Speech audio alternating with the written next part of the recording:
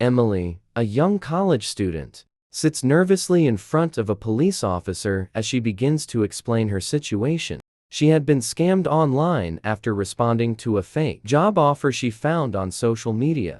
The scammer posed as a legitimate company, promising her a high-paying remote job. After a series of professional-sounding emails, the scammer asked her for an upfront fee to cover training materials. Desperate for work, Emily transferred the money.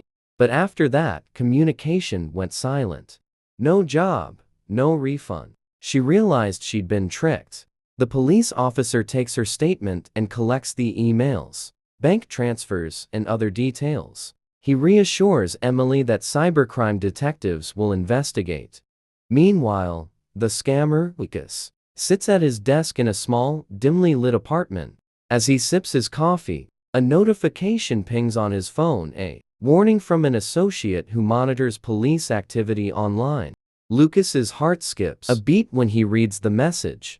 One of your victims reported you to the police. They're tracing the money transfers.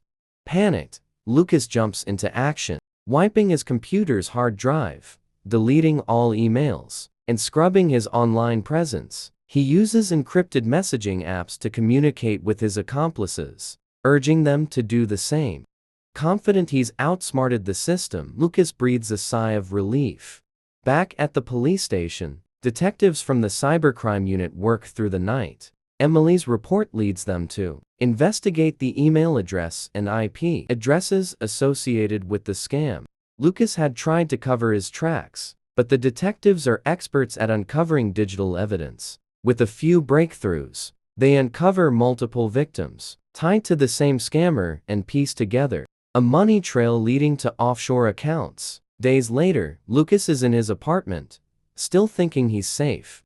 There's a knock at the door. Two officers in plain clothes enter with a warrant. Lucas barely has time to react as he's handcuffed and escorted out of his apartment. His computers, phones, and other devices are confiscated. In the police car, Lucas realizes he's caught. The system he thought was unbreakable had failed him. Weeks later, Emily receives a call. The officer informs her that Lucas has been arrested, and the authorities manage to recover the stolen funds. Emily, along with all the other victims, gets her money back. Lucas is sentenced to several years in prison for fraud, and his network of scams is dismantled. The relief in the victims' voices is clear. They've finally received justice.